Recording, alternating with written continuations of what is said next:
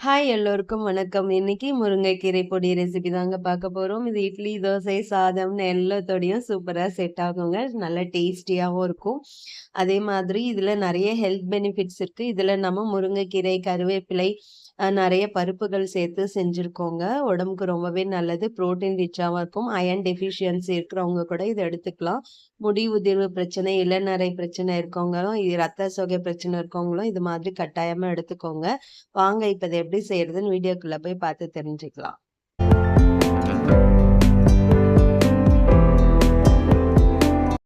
நான் இந்த பொடி செய்யறதுக்கு இன்னைக்கு 1 கட் அளவு முருங்கைக்கீரை எடுத்து, அத நல்லா உருவிட்டு இது மாதிரி சுத்தம் பண்ணி எடுத்து வச்சிருக்கேங்க. இப்ப இது ஒரு அகலமான பவுலுக்கு மாத்திட்டு, நல்லா தண்ணி ஊத்தி 2, 3 முறை நல்லா வாஷ் பண்ணி எடுத்துக்கலாம். நல்லா வாஷ் பண்ணிட்டு, இத தண்ணிய நல்லா வடிச்சுட்டு, ஒரு தட்டுல இல்லன்னா ஒரு துணியில நீங்க காய வச்சுக்கலாம். வெயில்ல காய வைக்கிறீங்கன்னா, ஒரு நாள் முழுவதும் காய வச்சீங்கன்னா, நல்லா மொறுமொறுவா காஞ்சு வந்துரும். ஃபேன் காத்துல காய வைக்கிறீங்க அப்படின்னா, ஒரு 1லேருந்து 1 1/2 நாள் ஆகுங்க. நான் ஃபேன் காத்துல தான் காய வச்சு எடுத்திருக்கேன். இது மாதிரி ஒரு தட்டுல இல்லன்னா, துணியில பரப்பி காய வச்சுக்கோங்க.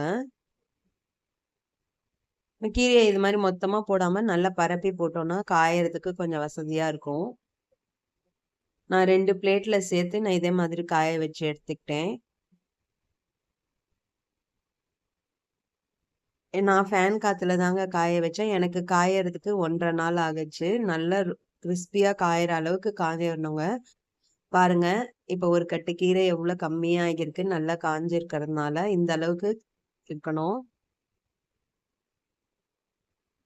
இப்ப இத நம்ம கடாயில போட்டு வறுத்துக்க போறோம். இந்த அளவுக்கு காஞ்சிருந்தா தான் நம்ம ஸ்டோர் பண்ணி வைக்கும்போது நல்லா இருக்குங்க. இந்த பொடிய நீங்க ஃப்ரிட்ஜ்ல வச்சு ஸ்டோர் பண்றீங்கன்னா, 6 மாசம் வரைக்கும் யூஸ் பண்ணிக்கலாம். வெளிய வச்சு ஸ்டோர் பண்றீங்கன்னா, 3 மாசம் வரைக்கும் யூஸ் பண்ணிக்கலாங்க. இப்ப இத ஒரு கடாயில சேர்த்துட்டு, அடுப்ப லோ டூ மீடியம் ஃப்ளேம்லயே வச்சு நல்லா வறுத்து எடுத்துக்கோங்க. ஒரு 5 நிமிஷம் போல. நம்ம அந்த கீரைய எடுத்து பார்க்கும்போது நசுக்குனோம்னா, நல்லா உடையிற அளவுக்கு இருக்கணும். உங்களுக்கு பொடியோட அளவு கூட வேணும்னா, நீங்க கீரையோட அளவ கூட்டி சேர்த்துக்கோங்க. ஏன்னா, இது இப்ப பாருங்க நம்ம சேர்த்தத விட வறுபட்டோனே அளவு கம்மியாயிருச்சு.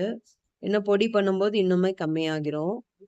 இந்த அளவுக்கு வறுபடுற அளவுக்கு நல்லா வறுத்து எடுத்துட்டு, இத ஒரு பிளேட்டுக்கு மாத்தி முழுமையா ஆற வச்சுருங்க. இப்ப அதே கடாயிலேயே 2 கைப்பிடி அளவுக்கு கருவேப்பிலை சேர்த்துக்கோங்க.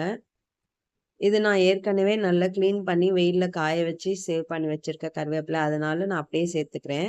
நீங்க ஃப்ரெஷ்ஷான கருவேப்பிலை சேர்க்கிறீங்கன்னா, நல்லா கிளீன் பண்ணிட்டு, தண்ணி வடிச்சுட்டு வறுத்து எடுத்துக்கோங்க. கருவேப்பிலையும் நம்ம எடுத்து நசுக்கி பார்க்கும்போது நல்லா கிரிஸ்பியா உடையறது அளவுக்கு இருக்கணுங்க. அப்பதான் நம்ம ஸ்டோர் பண்ணி வைக்கும்போது நல்லாருக்கும். கெட்டு போகாம இருக்கும்.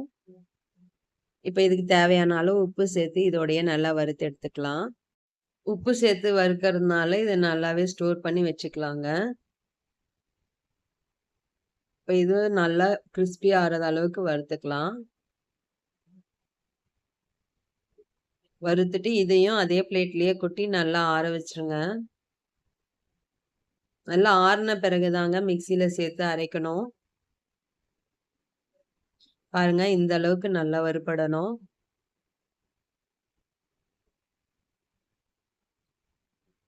இப்ப அதே கடாயிலேயே 3 டேபிள் ஸ்பூன் அளவுக்கு கடலை பருப்பு சேர்த்துக்கோங்க.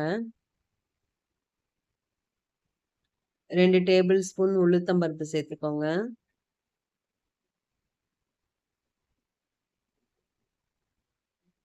1 ஸ்பூன் சீரகம் சேர்த்துக்கோங்க. 1 ஸ்பூன் மிளகு சேர்த்துட்டு அடுப்ப லோ டூ மீடியம் ஃப்ளேம்லயே வச்சு நல்லா வறுத்து எடுத்துக்கோங்க. நீங்க ரொம்ப நாள் வச்சு பயன்படுத்த மாட்டீங்க அப்படின்னா, இந்த ஸ்டேஜ்ல நீங்க 1 ஸ்பூன் எண்ணெய் சேர்த்து கூட நீங்க வறுத்துக்கலாம்.